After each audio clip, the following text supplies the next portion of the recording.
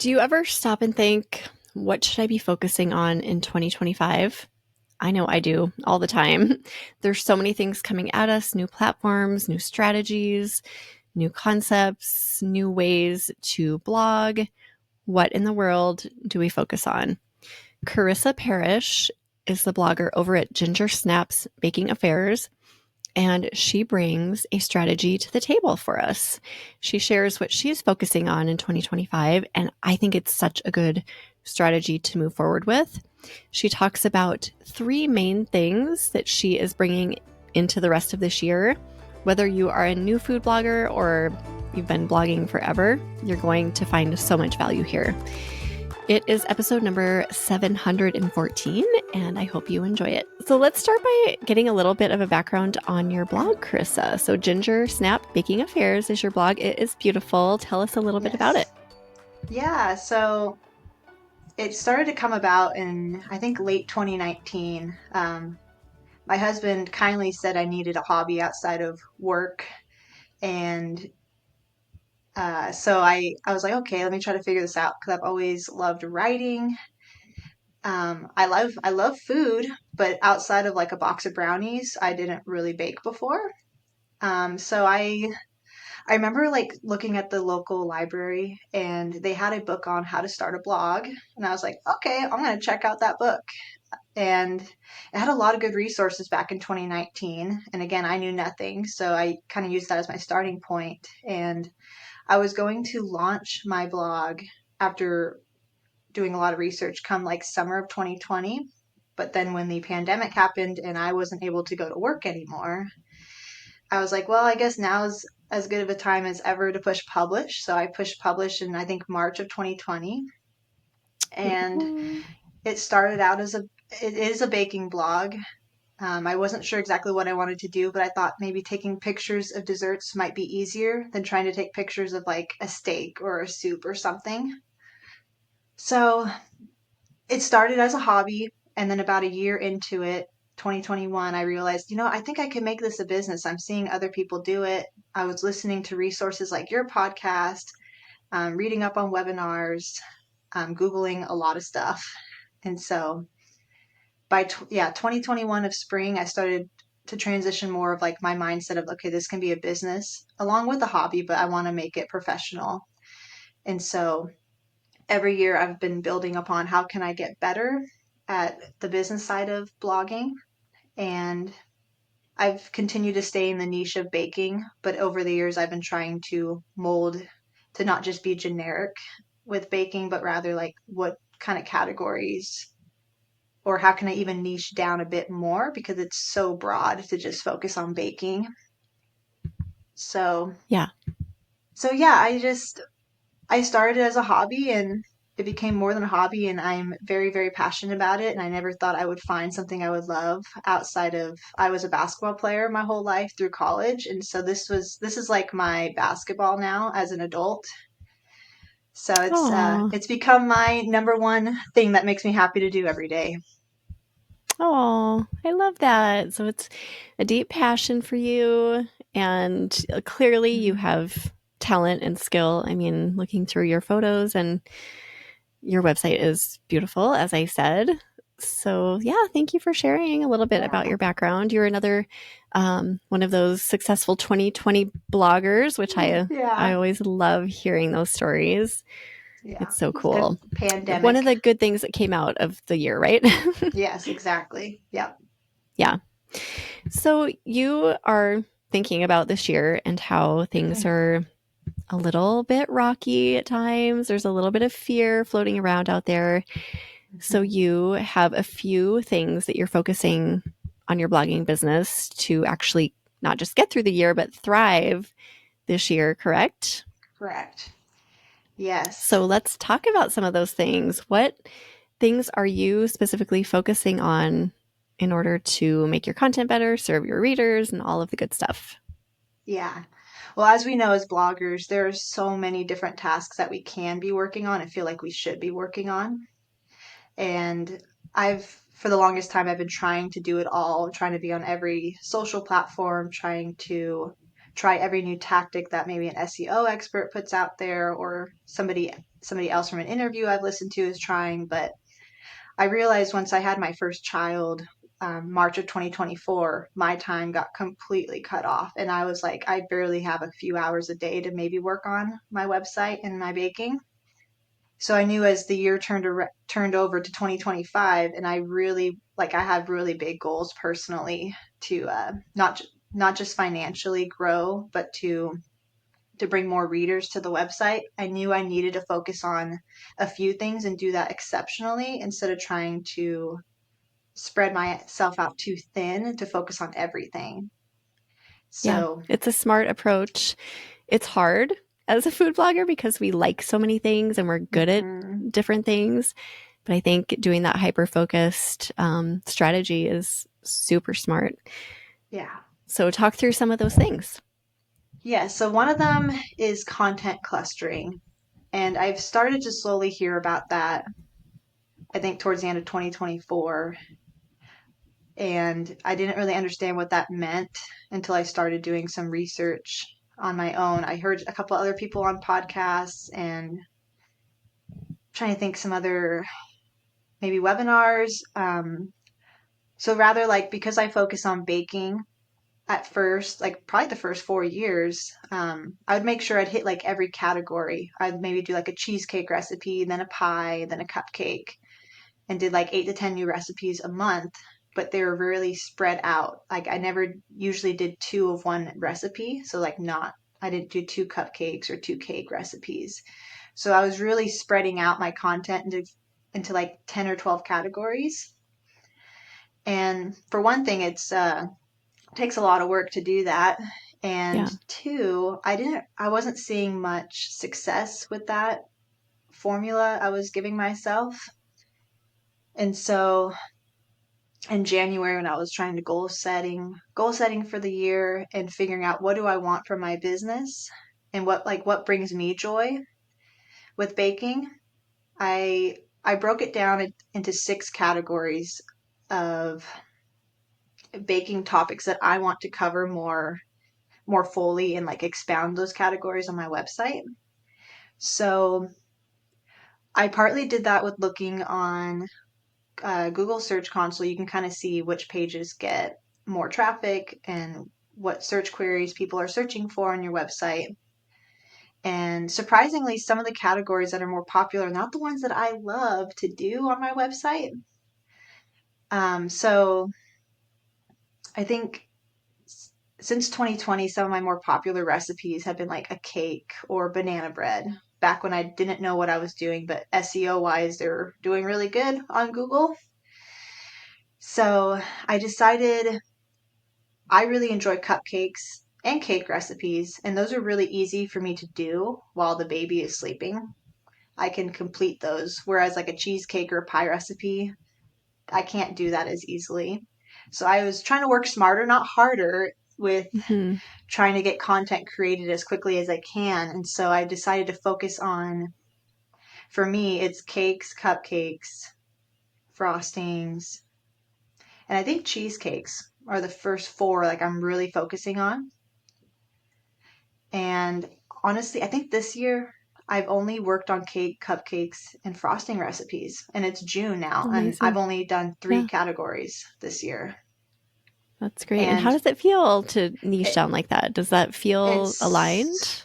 yes, I was so worried about it for years because it did feel like it was going to be restricting Yeah, or like not allow as much creativity to flow. But not only do I have more ideas coming and going through my mind, my traffic is higher than it has been, that's great. from not just the new recipes that are being created, but also then focusing on making older content better as well. Yeah, that's so great. So you used your data to determine which categories you were going to dive into. Hmm. Yeah. And is that Yeah. what you would recommend for others too? If they're kind of feeling like, oh, should I go deeper into my niche, just opening Google Search Console? Or how would you recommend going about finding what these clusters are for others? Yeah, honestly, I would assess personally what categories on your blog do you like the most right now? What brings you the most joy, for one? And then once you figure out, okay, these are what I love, these 5 or 6 different topics, then dive into your Google Search Console and see, and some like maybe half of those align with what your data shows, or maybe even just a couple will. Because like mine, like I didn't cupcakes and frostings were not high on my list at all. But now they're one of my more popular categories because I wanted it to be, because Yeah. I found those more fun. So I chose to do what I liked first and then looked at the data. And thankfully, the data had, two topics, which was cakes and cheesecakes as being some of my more popular recipes. And then the rest I just was like, okay, well, I really like cupcakes and I like frosting, so let's like expand on these topics more too. Yeah. I like that you add what brings you joy in there. So it's not just about the data because that's not always Hmm. going to be joyful, right? No. You need to, if you're going to continue this business, you have to enjoy what you're doing. So I love that you're Yeah. just like cupcakes and frostings are going to work and that they have followed suit. Yep. Yeah. Okay. Well, that's great. And do you feel like this is a really important piece going as well? We're halfway through 2025 now, but for the rest of this year and beyond. Yeah. Yeah, definitely. Because again, like I'd mentioned in years past, like my traffic has definitely slowly gone up. I thankfully was never hit by any of the updates. I've just been a very, very slow grower with my blog. Nothing has been quick. And with focusing on just a few topics, my traffic has grown more through the first 6 months of 2025 than any other year so far. And I do think a lot of that has to do with just focusing more on just a few categories of baking instead of trying to fill in every category each month and having, very slim pickings from each category by the end of the year. Yeah, it's like a new way of blogging, honestly, because the old way, back like the old school way, is covering all the areas. If you had a baking Yeah. blog, you did everything. And that's just not the strategy to use Mm-mm. right now, I don't think. No, So I don't you're think so embracing that, either. and I love it. Okay, what else are you focusing on here in 2025? Yes, I am focusing on updating content for sure. And that's always been like a hard concept for me to understand because I thought, okay, I published something June of 2022. It's probably good for the next couple of years because I like did my very best work on it. But the more that I'm learning, that's not true at all. I really should be going in there, checking on the post probably after 2 or 3 months just to see how it's doing. And I think at this point, I have about 300 blog posts. So I am going through, focusing on the categories that I'm focusing on for 2025 first, which are, cakes and cupcakes. I'm going through those old blog posts that are pretty much beginning of 2024 back to when I started in 2020. And I'm redoing the entire blog posts completely. We've seen throughout the last year and a half alone how different we need to format our blog posts. And Mhm. I was also one of those people for the longest time that like I had like my simple categories. I did not include my topic in the H2 headings because I did not want to like spam Google. So I had, categories that was just instructions or ingredients, why you'll love this recipe. It's all very generic. And unfortunately, at this point with AI can do that very generically too. So, Yeah. one of the things I've learned this past year is it's okay to include our target keyword in one or two of those H2 headings. And so I've noticed with some of my blog posts I've updated, which I think I've updated up to, I think 20 now so far since I started in March of this year. And I've like some of these have zero traffic. They're not doing anything important for my website or Google because they were poorly written, poorly optimized. Going in with some of these new tactics like adding the H2s, keywords. I've gone from like page 3 on, I think this was a bundt cake recipe I had, and it jumped into the top 9 on Google on the first page Wow. after just like a week of updating. I'm like, okay, I'm like, I think this is working. So for those posts, you're very minimally making changes. So you're just going in, making a few key changes. You're not sweeping through the entire post, or are you? I am sweeping through the entire post. Okay, Yes. So I gotcha. actually start from bottom to top. Um, th- this is where like another thing I'm really focusing on, which we can kind of intermix with this topic, is interlinking. I kind of knew what interlinking was. I added a few links to the bottom of each blog post to like related blog posts. Okay. But I've been trying some different tactics of interlinking from the top of the post to the bottom, trying to make it naturally flow, which then goes back to your content clustering and why I think it's really important to have a few topics you're focusing on, because then they can all interlink together as you're writing these new blog posts or updating them. So I start with, you write your intro, you have your photo, and through those first like 4 to 6 paragraphs I try to make sure I have 5 or 6 links I am interlinking to other related blog posts. So whether that's like I have like a strawberry cupcake recipe, and so I created a strawberry frosting because that makes sense with my content and I can interlink with those. And so I'm making sure as I'm going through that strawberry cupcake recipe to interlink back to my frosting recipe, or even other flavors of frostings that can go well with those cupcakes, or other cupcake flavors that you might want to consider making if you really like strawberry cupcakes. And it's flowing really easily through the blog posts. It used I'm really quick at updating now. I think it takes like maybe 15-20 minutes because it feels so natural, because I feel like we can be more natural with our blog posts now compared to, Yeah. even before two Yeah. years ago when it was very like Google centered. Yeah. Yeah. So giving it kind of a perspective of like you being your user and looking through it with that lens and just like, Hmm. okay, now strawberry frosting seems to fit perfectly here. So, and not just like throwing in random things to stuff, Right. links and keywords in. Yeah. Yes. Yeah, exactly. And Yeah. what other things are you thinking through as you comb through your old blog posts? I definitely, if is it giving value to those readers that I want to attract to the blog post? And again, I think pretty much anything prior to 2024, I think they're good recipes, but the blog posts are not giving value at all. So I'm definitely going in, like you said, with the lens of like, if I'm a user and I'm looking for this recipe, does it make me want to make it just based on how the blog post is set up? And is it useful and helpful to me?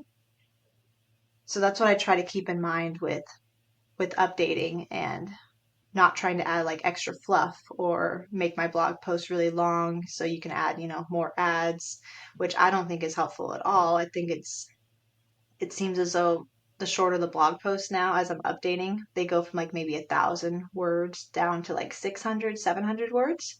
Again, Okay. they're Yeah. doing much better than before I updated them. And I think it Yeah. is a combination of not caring as much about Google, but also just trying to be as helpful as possible. So every information that's there is helpful, instead of trying to like figure out the algorithm of what Google wants that day. Right. Yeah. It's an important lens to look through, I think, right now. Like the the benefit your blog post is going to be to your user is massive. It's everything.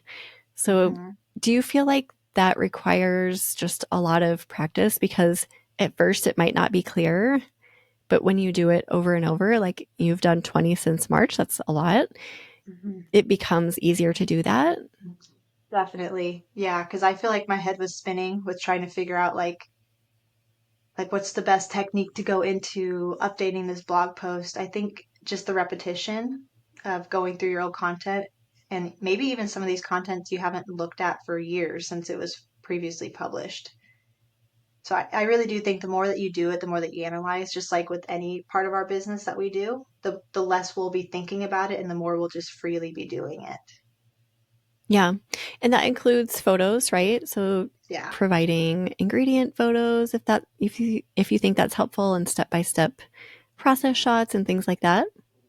Yes, definitely. I believe the ingredient photo is still very important. I've always done that since day one. And then the process shots, I've been more. kind of hit and miss on it. As I'm updating, I'm going in and adding those process shots. And instead of, I think how with the process shots, if we can line them up, if we're showing step by step instructions, if we can have a photo for each step, I think that's really user friendly because then it's easy to flow through whether you're on your phone or your computer and you're looking. Each step aligns with a photo. And could we have to keep in mind that like maybe this person has never ever baked a cupcake before Right. or has never ever cooked like a salmon dinner. So I think if we have those process shots and focus more on those than the final shot, because I used to include about 5 final photos in my blog posts, and I have now cut those back to 2 to 3 at the most. Yeah. Um, I really like photos, so I love looking at them, but I know they're just not as important or helpful. Like if somebody wants to make your dish Right. based off of one photo, they'll probably want to based off the first one they see. Right. Yeah, I think that's kind of a vanity thing that a lot of us were like, oh, well, this angle is really good and this Right. looks nice. I'm going to include every single angle possible when it's hmm really not necessary. Yeah, it's not, I don't think it's necessary at all. Yeah. Yeah, this is all really helpful. Okay, so go through, have the lens of your user, make your blog post helpful if you're updating, add ingredient shot, process shots, and interlinking as if you were reading it from the user perspective. Is there anything else with either content clustering or existing blog posts that you want to talk about? Yes, with existing blog posts as well.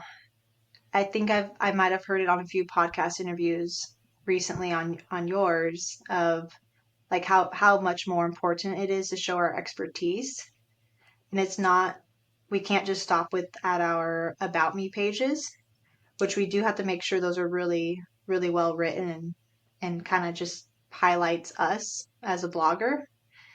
But I've also been including those in the newer updated content of having basically like a small paragraph, maybe 1 to 2 sentences describing like as a professional home baker or as a home baker with like less than an hour to work with.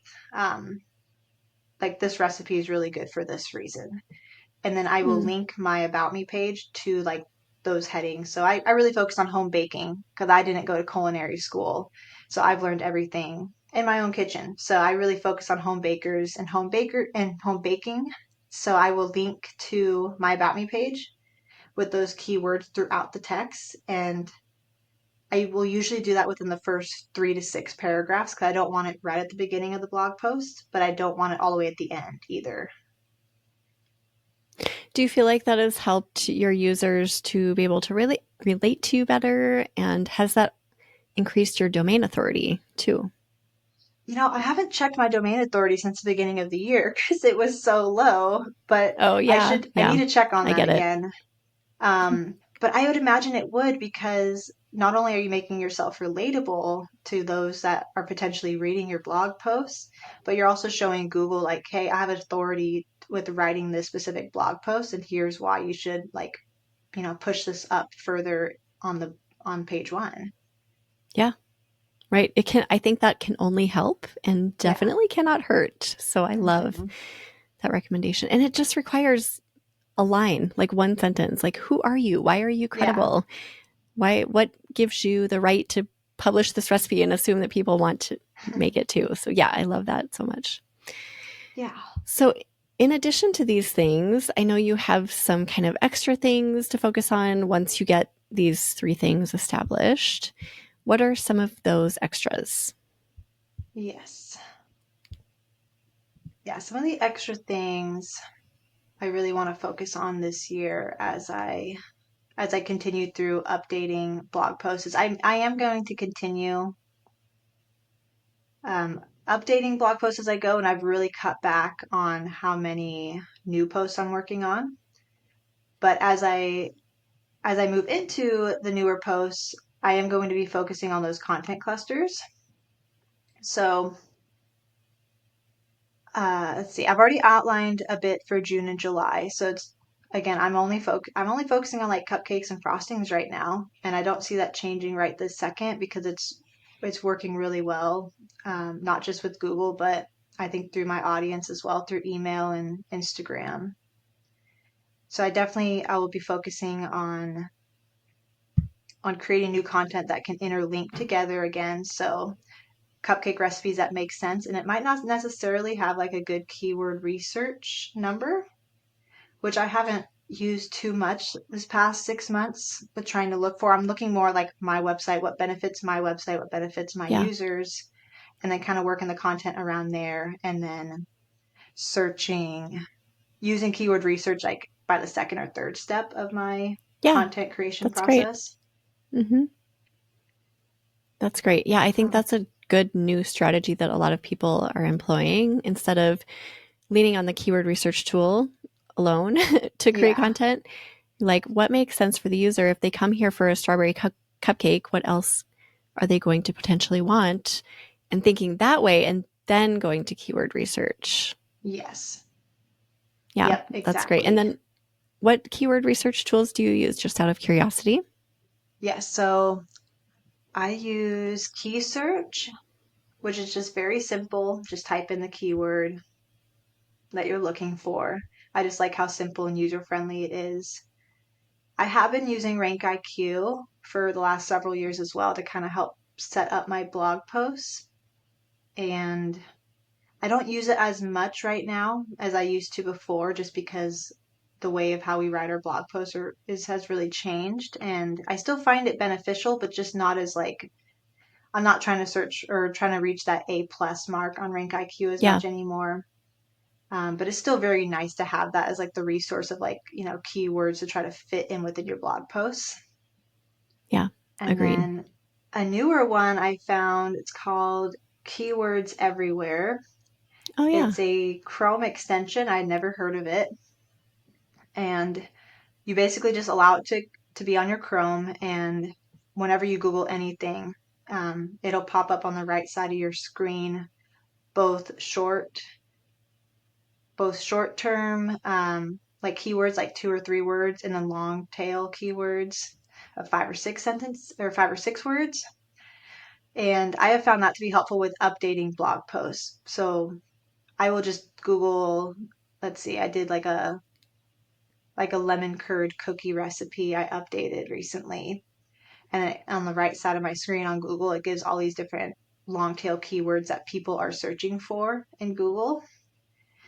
And there's a paid version to it to where you could find out like the exact number of how many people are searching for those. I haven't Right. felt the need to use that. I just kind of used the free version just show me what the long tail keywords are, and that has really helped me like with my H2 headings throughout the blog posts, and when I interlink on various blog posts, I will use those as like the long tail keywords so I can, because if you're interlinking, you don't want to just say lemon cupcake recipe.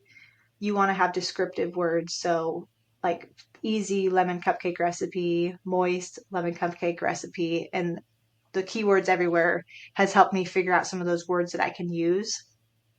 Oh, that's great. Yeah. So Yeah, yeah, that's a I great really like that recommendation. one right now because it's free. Yeah.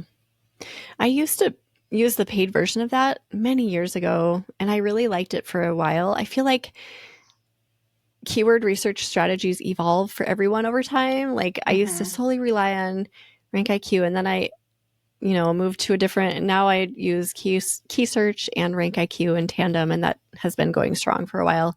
But Yeah. yeah, it's like an evolution, right? Like, you find new tools that work, and then they don't, and then you move into a new, Hmm. and that's just unique to you. You have to find your way with keyword research tools, I think. Yes. Yeah. Just when you feel like you figured out like what works for Yeah, you in your system, you have to like adapt and change again. right, right. It's part of the game, I think. Yes. Yeah. Um, so yeah, I love that you're adding that to your strategy. So just like incorporating new recipes into your plan, your system. How many new Hmm. recipes do you create a week or a month currently? Yeah. Let's see. So it was 4 until I started focusing on updating. But honestly, right now I think it's only about 1 or 2 a month I'm working on Yeah. because I'm so like solely focused on updating older content to make it as best as I can. Because Yeah. I think if you've been blogging for a while, which 5 years, I feel like that's kind of like in the middle of, bloggers that have either been at it for a long time or they're fairly new. And so I've accumulated like about 300 blog posts, and I don't want them to be like tearing me down, like on the website side of things. So Right. I've been really just trying to hone in on how can I make these better. And then hopefully by like once the fall season hits again, I really want to get back to about at least 4 new recipes a month. It's honestly, it's all I can really handle with taking care of my son at the same time. Yeah. Yeah. So whereas like updating blog posts, that's less time consuming. You don't have to worry about recipe testing and photos and videos and all that stuff too. Right. Yep. New content does carry a lot of extra Yeah. tasks and pressure, honestly. Yeah. I have a question for you about when you go through your existing content. So Mhm. let's say you find something in Google Search Console that has like no clicks or very few clicks. How do you determine whether or not to no index it or delete it versus giving it a refresh? Okay. Yep. That's something I've been trying to figure out the last month or so too, of trying to decide which one is best.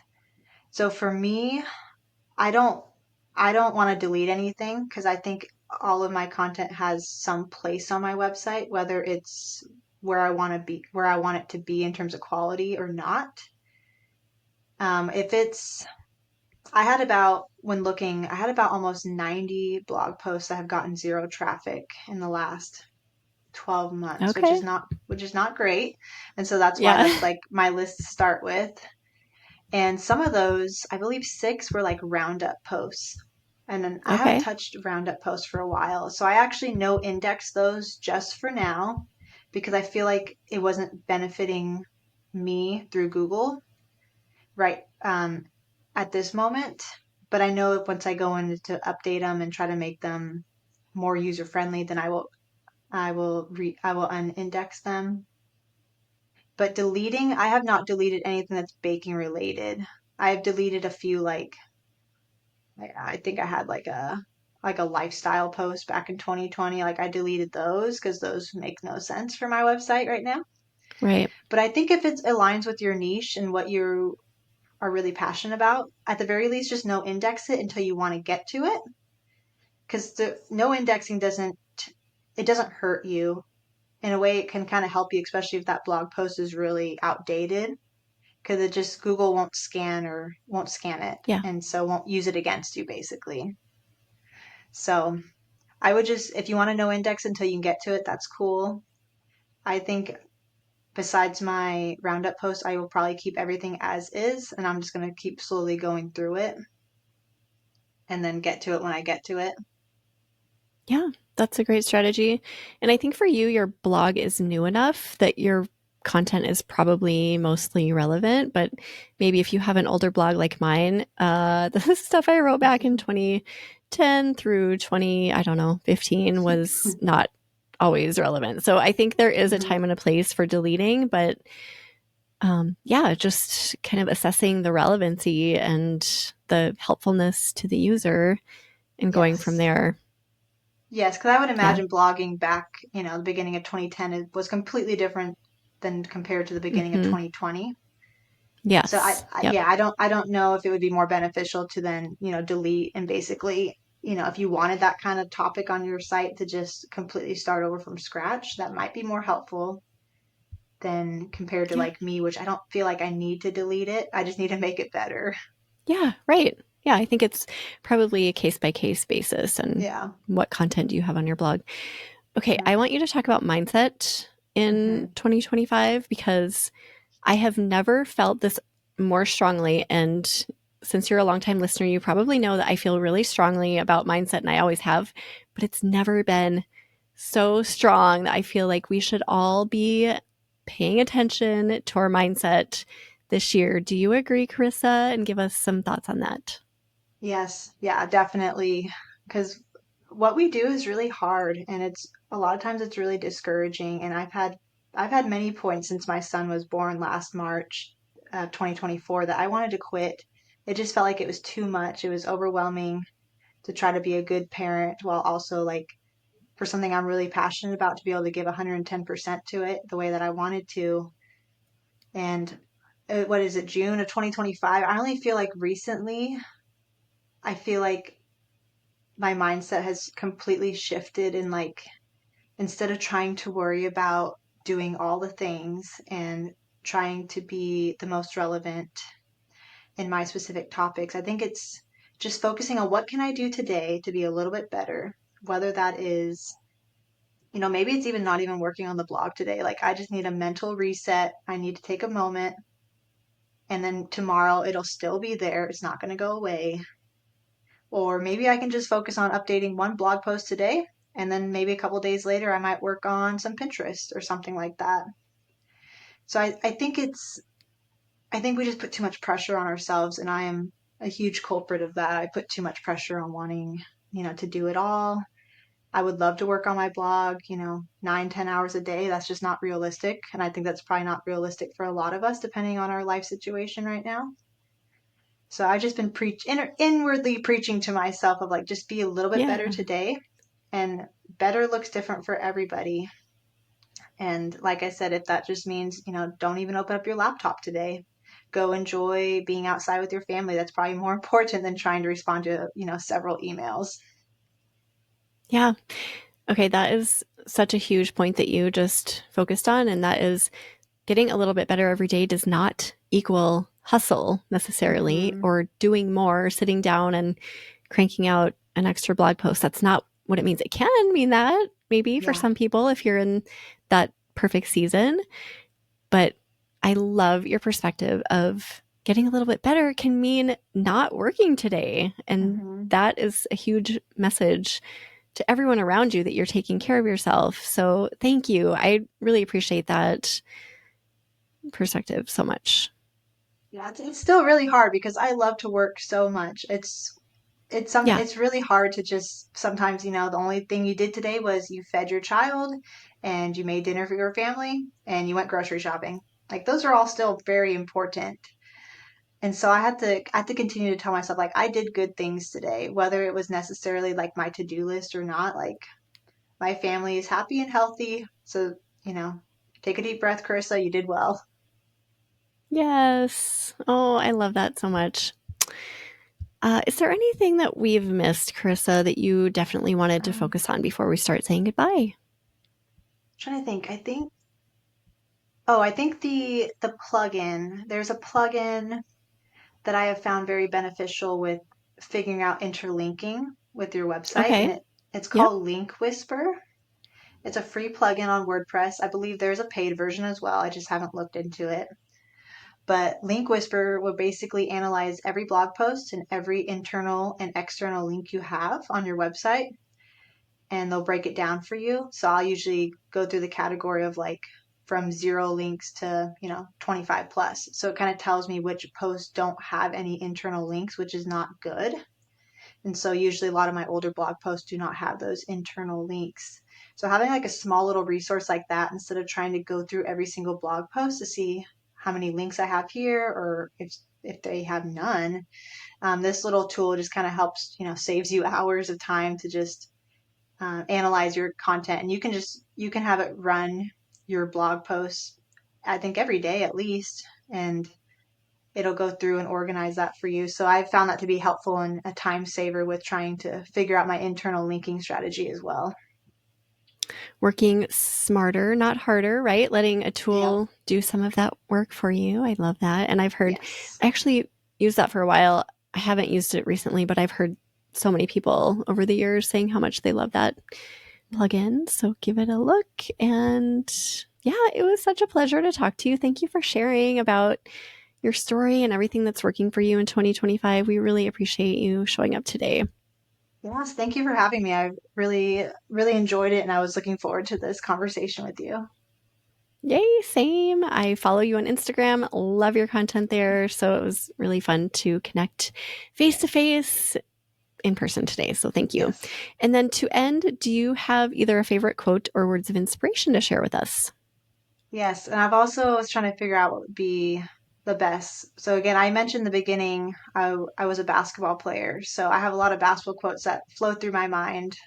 And one of them I've lived by since I was 12 years old was hard work beats talent when talent fails to work hard. And although I think that has more to do with like sports and we're competitive and we're trying to win and beat the other team, I think it can apply to blogging as individuals. So we're not necessarily trying to beat out anybody. We're not trying to win, but rather we're trying to work as hard as we can to be the best that we can be and to persevere as we're going through this business, it, through this yeah, just through the business. And I keep coming back to this quote over and over again because I we work so hard on our blogs and our businesses. And I think first and foremost, we do it for us. We're not trying to beat anybody out, but we're doing it for us. So I keep hanging on to the hard work because at least for me, I work really hard with it and I'm going to keep on going. I love that so much. What a perfect way to end this conversation. Thank you. I love how it always comes back together. You did that Yes. really well. I'll put together a show notes page for you, Karissa. If you want to go look at those, head to eatblogtalk.com/ginger snap baking affairs, which leads to where can we find you? Yep, my blog is Ginger Snaps Baking Affairs, and I'm pretty active on Instagram right now, also the same handle of Ginger Snaps Baking Affairs. And I'm trying to be more active on TikTok with the same name of Ginger Snaps Baking Affairs. So those three main places for me are how you can see my blog and reach me. And I'm glad that you repeated it because I didn't realize there was an S. So actually, you Yes, can find yes, the show notes at eatblogtalk.com/ginger snaps baking yes. affairs. Thank you for saying that. Yeah, you're welcome. Um, yeah, awesome. Everyone go check out Karissa's blog and socials. And thank you again, Karissa, so much for being here. And thank you for listening, food bloggers. I will see you next time.